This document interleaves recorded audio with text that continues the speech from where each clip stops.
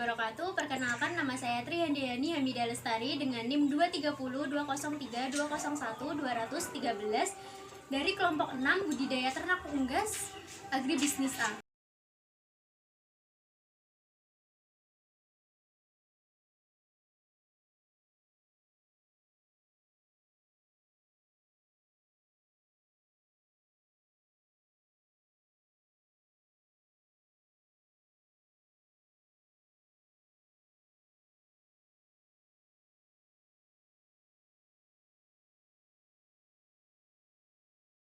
Di sini saya akan menjelaskan organ eksterior dan organ pelindung pada ayam. Organ eksterior ayam, pada kepala terdapat yang pertama yaitu cuping. Cuping berdaging tebal yang terletak di bagian bawah telinga. Cuping berfungsi untuk penurunan suhu tubuh pada ayam. Yang kedua yaitu paruh. Paruh ayam berfungsi untuk mengambil makanan. Yang ketiga yaitu jengger. Jengger ayam berfungsi untuk membantu ayam agar suhu tubuh ayam tetap dingin. Yang keempat yaitu pial, berfungsi untuk penurunan suhu pada ayam. Pada ayam yang saya pakai tidak terdapat pial. Selanjutnya yaitu pada leher. Pada leher terdapat bulu seks sekunder yang berfungsi untuk membantu ayam dalam proses pertumbuhan reproduksi. Kemudian pada badan terdapat punggung, pinggang, dada, perut, ekor, dan juga sayap. Sayap ayam berfungsi sebagai alat keseimbangan pada saat ayam bergerak. Kemudian pada kaki terdapat cakar yang tertutup sisik. Cakar ayam berfungsi untuk mengais tanah ketika mencari makan. Selanjutnya yaitu organ pelindung ayam, yaitu ada bulu dan juga kulit, berfungsi sebagai mengatur suhu tubuh. Kemudian pada kaki terdapat sisik yang berfungsi untuk melindungi kaki pada unggas ayam.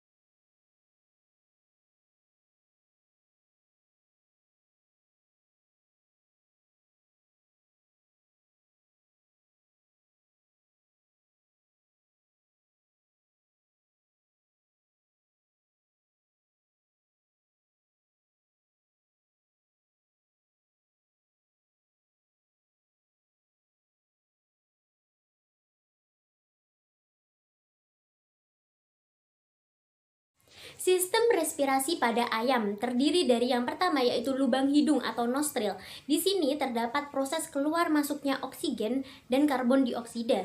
Di lubang hidung ini terdapat silia yang berperan menyaring partikel-partikel yang tercampur di udara yang dihirup oleh ayam.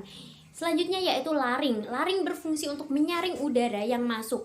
Yang selanjutnya akan menuju pada trakea yang merupakan jalur jalannya udara sampai dengan paru-paru. Percabangan trakea disebut dengan bronkus. Yang selanjutnya akan ada percabangan merah-merah kecil yang di dalamnya disebut dengan bronchiolus. Kemudian menuju pada alveolus. Paru-paru terdiri atas paru-paru kanan dan juga paru-paru kiri. Paru-paru kanan terdiri atas 3 gelambir dan paru-paru kiri terdiri atas 2 gelambir. Di dalam paru-paru terdapat alveolus yang fungsinya sebagai tempat pertukaran oksigen dan karbon dioksida. Respirasi di sini ada hidung, kemudian menuju laring, trakea, di sini bronkus, di dalamnya sini ada bronchiolus dan alveolus. Saluran pencernaan. Saluran pencernaan dimulai dari mulut. Ayam memakan makanannya melalui paruhnya yang selanjutnya akan masuk ke saluran esofagus. Esofagus merupakan saluran memanjang seperti tabung yang merupakan jalannya makanan dari mulut sampai permukaan tembolok. Makanan akan masuk ke tembolok sebagai tempat penyimpanan makanan sementara dan tempat melunakkan makanan. Setelah itu masuk ke proventriculus, yaitu lambung kelenjar tempat terjadinya pencernaan secara enzimatis. Kemudian masuk ke ventriculus atau kita sebut dengan ampela yang berfungsi menggiling pakan sampai lunak hingga dilanjutkan ke usus halus. Di sini terjadi banyak sekali penyerapan untuk pemenuhan nutrisi harian seperti vitamin, mineral, karbohidrat dalam makanan. Di sini terdapat percabangan usus yang dinamakan cecum.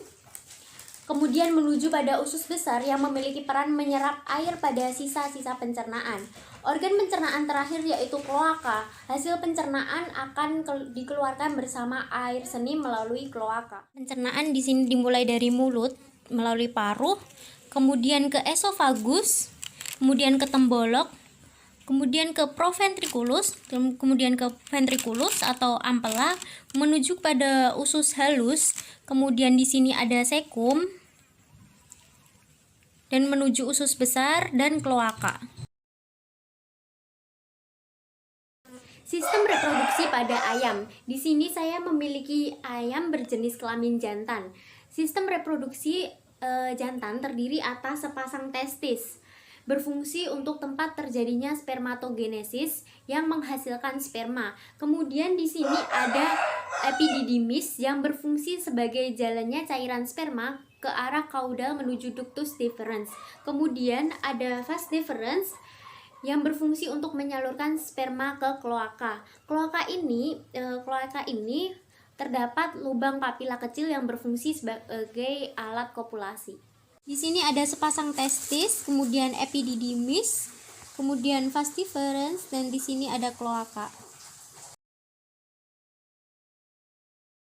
Organ ekskresi pada unggas ayam. Organ urinari unggas terdiri atas ginjal. Di sini ada ginjal yang melekat pada tubuh ayam yang berfungsi untuk memproduksi urin melalui proses filtrasi dan reabsorpsi.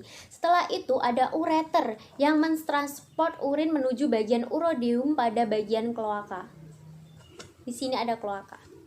Di sini ada sepasang ginjal, ini sama ini, kemudian ada ureter. Kemudian di sini ada urodeum di kloaka. Penyakit dan pencegahannya pada unggas ayam. Yang pertama yaitu tetelo atau Newcastle disease. Biasa disebut dengan istilah samper ayam. Penyakit ini disebabkan oleh virus paramyxo yang bervariasi tingkat keganasannya.